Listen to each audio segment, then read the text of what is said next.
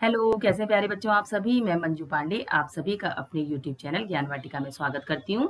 बच्चों, अगर आप हमारे इस चैनल पे नए हैं तो प्लीज पहले हमारे इस चैनल को सब्सक्राइब कर दीजिए और बेल आइकन के बटन को प्रेस करना मत भूलिएगा, जिससे मेरी आने वाली वीडियो की नोटिफिकेशन सबसे पहले आप तक पहुंचे। बच्चों, मैं आज जो वीडियो लेकर के आई हूँ वो है कक्षा 6 का पाठ 9 टिकट एल्बम का पार्ट 2। जो इसका मैंने पहला पार्ट बनाया है बच्चों, उसमें इस पाठ की आपको अर्थ बताया गया है, उसका सारांश है और इसका जो दूसरा पार्ट है उसमें इसके प्रश्न उत्तर है। तो पहले वाली जो हमने इसका टिकट एल्बम पार्ट 1 बनाया है उसका लिंक आपको इसी वीडियो के डिस्क्रिप्शन बॉक्स में मिल जाएगा, उसे आप यहाँ से देख लीजिएगा। तो चलिए स्टार्ट करते हैं वीडियो। टिकट एल्बम प्रश्न उत्तर। पहला प्रश्न है बच्चों, कहानी से। नागराजन ने एल्बम के मुख्य पृष्ठ पर क्या लिखा और क्यों लिखा? इसका असर कक्षा के दूसरे लड़के लड़कियों पर क्या हुआ? तो नागराजन ने एल्बम के मुख्य पृष्ठ पर लिखा था एम नागराजन और नीचे की पंक्तियों में लिखा था इस एल्बम को चुराने वाला बेशर्म है। ऊपर लिखे नाम को कभी देखा है? यह एल्बम मेरा है। जब तक घास हरी है और कमल लाल, सूरज जब तक पूर्व से उगे और पश्चिम में छुपे, उस अनंत काल तक के लिए यह एल्बम मेरा है और रहेगा। नागराजन ने ऐसा इसलिए लिखा था ताकि उसे कोई चुराने की कोशिश न करे। कक्षा के दूसरे लड़के लड़कियों पर इसका यह असर हुआ कि उन्होंने इसे अपनी एल्बम और कॉपी में उतार लिया। यानी उन्होंने भी अपनी एल्बम जो बनाई थी उसमें और अपनी कॉपी में यही लिख लिया, जैसे नागराजन ने लिखा था उन्होंने भी अपनी अपनी कॉपी और अपनी अपनी एल्बमों में यही लिख दिया। नागराजन के एल्बम के हिट हो जाने के बाद राजप्पा के मन की दशा क्या हुई? नागराजन का एल्बम हिट हो जाने के बाद राजप्पा मन ही मन कूदने लगा और अपने फालतू टिकटों के बदले नागराजन से कुछ अच्छे टिकट लेने की सोचने लगा ताकि उसका अपना एल्बम और अच्छा हो जाए। वह सोच रहा था कि नागराजन भला टिकटों की कीमत क्या जाने।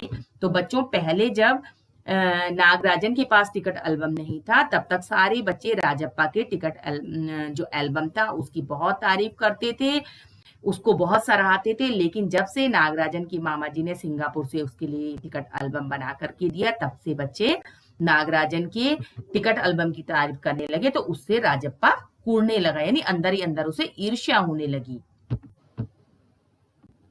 एल्बम चुराते समय राजप्पा किस मानसिक स्थिति से गुजर रहा था? एल्बम का पहला पृष्ठ पढ़कर उसका दिल तेजी से धड़कने लगा। एल्बम चुराते समय राजप्पा का पूरा शरीर जैसे जल रहा था, गला सूख रहा था और चेहरा तमतमाने लगा था। इस प्रकार राजप्पा ने एल्बम चुरा तो लिया, परंतु उसे बहुत ही दुखद मानसिक स्थिति का सामना करना पड़ा, क्योंकि उसे पता था उसने जो किया है वह गलत किया है। बच्चों, अगर हम कोई गलत काम करते हैं तो हमारा क्या होता है, हमको भय लगने लगता है। तो उस भय के कारण क्या होता है, हमको ऐसा लगता है जैसे हमारा गला सूख रहा है, चेहरा तमतमाने लगा है ना। तो यानी हमारा मन उस चीज की गवाही नहीं देता कि हम जो काम कर रहे हैं ये हम काम सही कर रहे हैं। हमें पता होता है कि हम गलत काम कर रहे हैं, तो उसके कारण हमको भय या डर लगता है कि कहीं कोई हमें देख लेगा तो क्या होगा, है ना। तो जब भी हम कोई गलत काम करते हैं तो उससे हमें भय लगता है। वही स्थिति जब राजप्पा ने नागराजन का एल्बम चुराया उसकी थी। राजप्पा ने नागराजन का टिकट एल्बम अंगीठी में क्यों डाल दिया?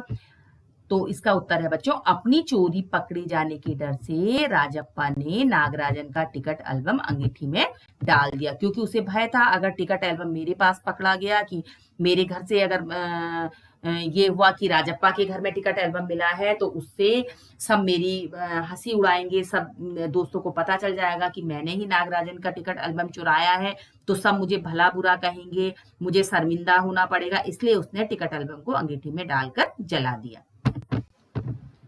लेखक ने राजप्पा के टिकट इकट्ठा करने की तुलना मधुमक्खी से क्यों की? तो लेखक ने राजप्पा के टिकट इकट्ठा करने की तुलना मधुमक्खी से की, क्योंकि जिस प्रकार मधुमक्खी विभिन्न फूलों से रस इकट्ठा करती है उसी प्रकार राजप्पा ने भी विभिन्न स्थानों और व्यक्तियों से टिकट इकट्ठा कर अपना एल्बम तैयार किया था। अब आता है बच्चों कहानी से आगे। टिकटों की तरह ही बच्चे और बड़े दूसरी चीजें भी जमा करते हैं। सिक्के उनमें से एक हैं। तुम कुछ अन्य चीजों के बारे में सोचो जिन्हें जमा किया जा सकता है, उनके नाम लिखो। तो बच्चों कई लोगों को कुछ चीजें जो है इकट्ठा करने का शौक होता है, जैसे राजप्पा को टिकट इकट्ठा करने का शौक था, कई लोगों को सिक्के इकट्ठा करने का शौक होता है, कई लोगों को दूसरे देशों के रुपए इकट्ठे करने का शौक होता है, कई लोगों को तस्वीरें इकट्ठा करने का शौक होता है। तो देखो टिकटों की तरह ही बच्चे और बड़े दूसरी चीजें भी जमा करते हैं, जैसे कई लोग शंख और सीपियां इकट्ठा करते हैं, तरह तरह की अलग अलग तरीके की शंख और सीपियां। कई लोगों को अलग अलग तरह की ऐतिहासिक तस्वीरें इकट्ठा करने का शौक होता है। कई लोगों को दूसरे देशों के जो रुपए हैं, करेंसी है, उनको एकत्रित करने का शौक होता है। कई लोगों को अनमोल कलाकृतियों को एकत्रित करने का शौक होता है। टिकट एल्बम का शौक रखने के राजप्पा और नागराजन के तरीके में क्या फर्क है? तुम अपने शौक के लिए कौन सा तरीका अपनाओगे? तो राजप्पा ने टिकट एल्बम अपनी मेहनत से बनाया था। जिस प्रकार मधुमक्खी विभिन्न फूलों से रस इकट्ठा करती है, उसी प्रकार राजप्पा ने भी विभिन्न स्थानों और व्यक्तियों से टिकट इकट्ठा कर अपना एल्बम तैयार किया और नागराजन को उसके मामा ने बना बनाया एल्बम भेजा था। तो इसमें आप बच्चों ये लिख सकते हो, पहला तो हो गया कि दोनों के तरीके में क्या फर्क है। दोनों के तरीके में यह फर्क है कि पहला तो जो राजप्पा है, राजप्पा ने जो टिकट एल्बम बनाया वो अपनी मेहनत से बनाया और नागराजन को उसके मामा ने बना बनाया दिया। एक तो दोनों में ये फर्क है। दूसरा प्रश्न, इसमें ही दो प्रश्न है आपके कि तुम अपने शौक के लिए कौन सा तरीका अपनाओगे। तो इसका आंसर इस तरीके से आप दे सकते हैं, मैं अपना शौक पूरा करने के लिए राजप्पा के तरीकों को अपनाऊंगा या अपनाऊंगी, क्योंकि खुद की मेहनत से प्राप्त की हुई वस्तु का आनंद अलग ही होता है। जब बच्चों किसी वस्तु के लिए हम मेहनत करते हैं, परिश्रम करते हैं, तो उसका जो फल होता है, उसका जो आनंद होता है वो अलग ही होता है। जब कोई हमें कोई चीज बनी बनाई दे देता है तो उसमें उतना आनंद का एहसास उनको नहीं होता है, लेकिन जिस कार्य के लिए हम खुद बहुत मेहनत करते हैं, परिश्रम करते हैं, उसके बाद जब हम सफल होते हैं, उसके बाद जो उसका फल आता है, उससे हमें बहुत ही आनंद की अनुभूति होती है। इकट्ठा किए हुए टिकटों का अलग अलग तरह से वर्गीकरण किया जा सकता है, जैसे देश के आधार पर ऐसे और आधार सोचकर लिखो। तो बच्चों इकट्ठा किए हुए टिकटों का अलग अलग तरीके से वर्गीकरण किया जा सकता है। अब जैसे क्या है कि देश के आधार पर, यानी विभिन्न देशों के अलग अलग टिकट हो गए आपके, मूल्य के आधार पर कि किसी का मूल्य ज्यादा होता है, किसी टिकट का मूल्य कम होता है, तो हम उसके आधार पर उनको बांट सकते हैं, कम मूल्य वाले और ज्यादा मूल्य वाले। समय के आधार पर कि कौन सा टिकट किस समय में छपा है, किस साल में है, कौन सा किस साल का, इस तरीके से। महापुरुषों के आधार पर, ऐतिहासिक घटनाक्रम के आधार पर या आकार के आधार पर। आपने देखा होगा कुछ टिकट बड़े होते हैं, कुछ साइज में छोटे होते हैं, तो इस तरीके से हम उनका वर्गीकरण यानी उनको अलग अलग कर सकते हैं। कई लोग चीजें इकट्ठी करते हैं और गिनीज बुक वर्ल्ड रिकॉर्ड में अपना नाम दर्ज करवाते हैं। इसके पीछे उनकी क्या प्रेरणा होती होगी, सोचो और अपने दोस्तों से इस पर बातचीत करो। तो बच्चों इसको हम इस तरीके से लिख सकते हैं कि कई लोगों को चीजें इकट्ठा करने का शौक होता है। जब वह शौक चरम सीमा तक पहुंच जाता है और वह दुनिया के बाकी लोगों को पीछे छोड़ देते हैं, तब गिनीज बुक वर्ल्ड रिकॉर्ड में नाम दर्ज होता है। लोग अक्सर प्रसिद्धि पाने की लालसा में इस तरह के काम करते हैं। अनुमान और कल्पना। राजप्पा एल्बम के जलाए जाने की बात नागराजन को क्यों नहीं कह पाता है?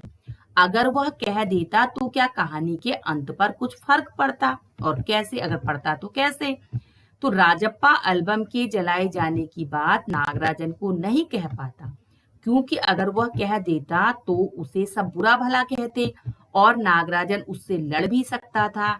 नागराजन स्कूल में भी सबको बता देता और राजप्पा को अब सबके सामने शर्मिंदा होना पड़ता। इसीलिए इसी भय से राजप्पा ने एल्बम जलाए जाने की बात नागराजन को नहीं बताई।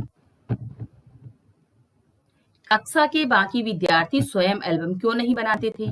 वे राजप्पा और नागराजन के एल्बम के दर्शक मात्र क्यों रह जाते हैं? अपने शिक्षक को बताओ। तो इसका आंसर इस तरीके से हो सकता है कि एल्बम बनाने में काफी परिश्रम, समय और रुपए खर्च भी करना पड़ता है। राजप्पा को टिकट इकट्ठा करने की धुन थी।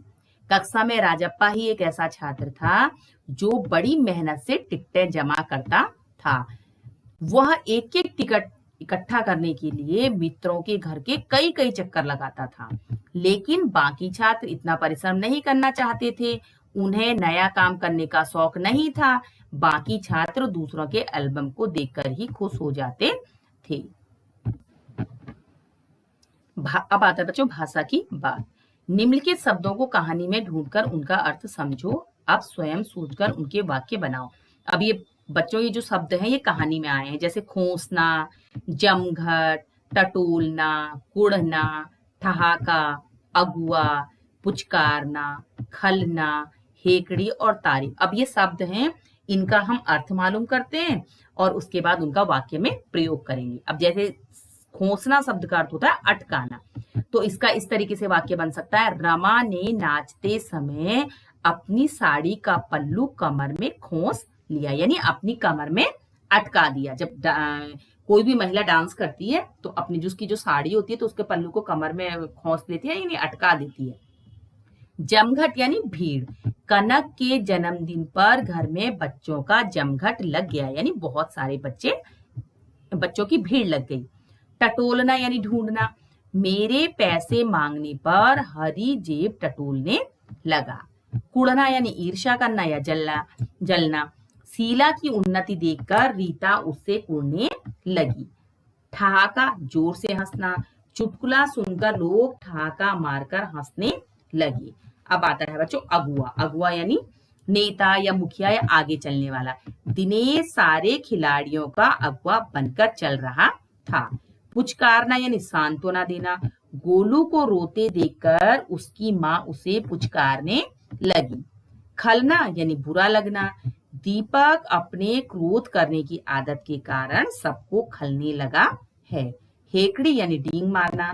आनंद बहुत ही हेकड़ीबाज है। तारीफ यानी प्रशंसा। मयंक के गुणों की सभी तारीफ करते हैं।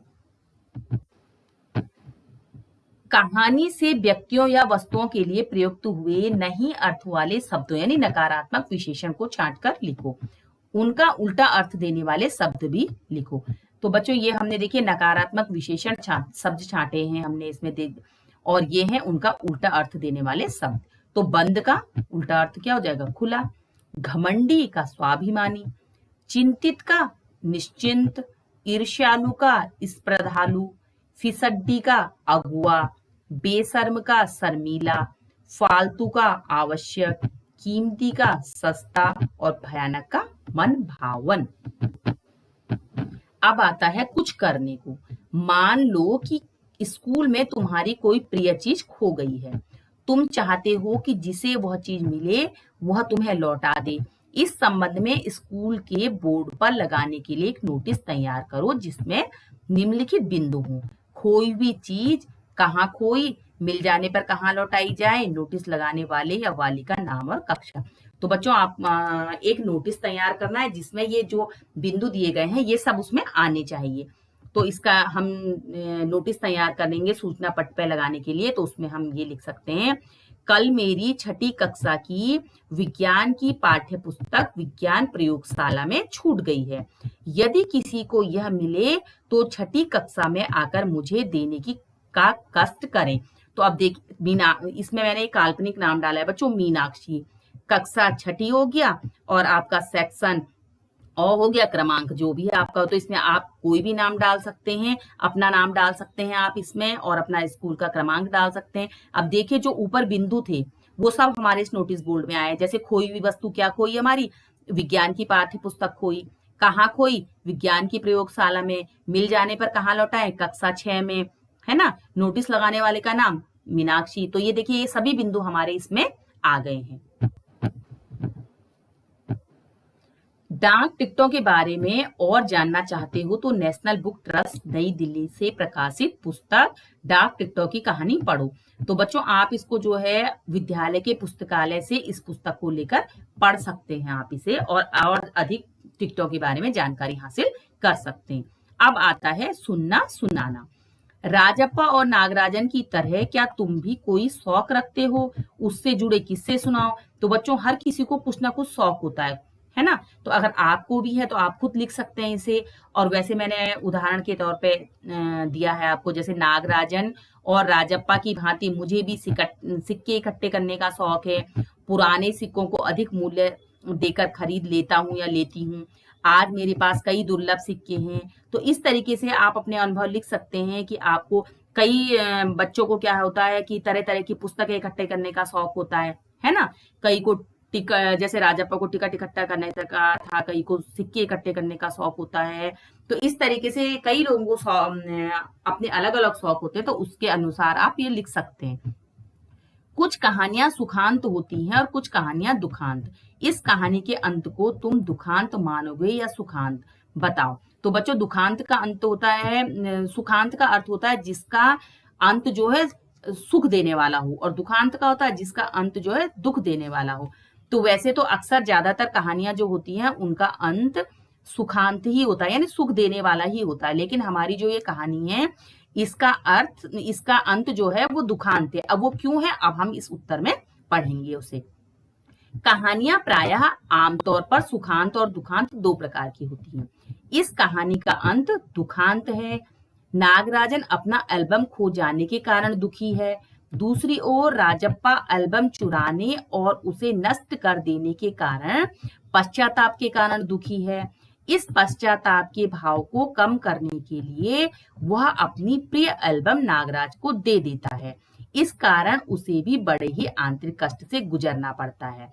कहानी दुखांत इसलिए है क्योंकि नागराजन का तो एल्बम खो गया, वो इस कारण से दुखी है। और दूसरी तरफ बच्चों राजप्पा इस कारण से दुखी है, उसके मन में ये भाव है कि उसने अपने मित्र का एल्बम चोरी किया, उसको नष्ट कर दिया, उसके कारण उसके मन में दुख भी है, और अपने दुख भी है और पश्चाताप भी है। अपने इसी पश्चाताप के भाव को कम करने के लिए वो अपना प्रिय एल्बम, जिसको वो बहुत प्यार करता था, उसने उसको बहुत प्यार से बनाया था, उसको अपना वो एल्बम नागराजन को देना पड़ता है। इसी कारण उसके मन में जो है आंतरिक कष्ट भी है। अब आता है बोलते चेहरे। कुड़ता चेहरा, ईर्ष्यालु चेहरा, घमंडी चेहरा, अपमानित चेहरा, भूखा चेहरा, चालबाज चेहरा, भयभीत चेहरा, रुआंसा चेहरा, इन भावों को अभिव्यक्त करके दिखाओ। तो बच्चा आपने देखा होगा हमारे चेहरे पे कई भाव आते हैं। जब हम प्रसन्न होते हैं तो हमारा चेहरे का भाव अलग होता है। जब हम गुस्सा करते हैं या कुड़ते हैं, जब हम किसी से ईर्ष्या द्वेष करते हैं, या कभी कोई हमको अपमानित कर देता है, या कभी कोई हमको अपमानित कर देता है तो हमारा चेहरा कैसे रुआंसा कहते हैं, यानी रोने को हो जाता है। कभी हम डर जाते हैं तो भयभीत हो जाता है ना?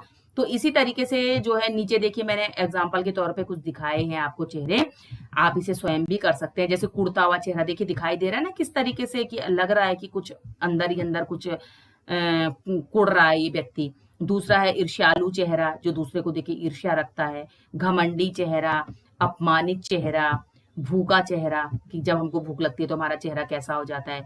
चालबाज चेहरा, भयभीत चेहरा, रुआंसा चेहरा।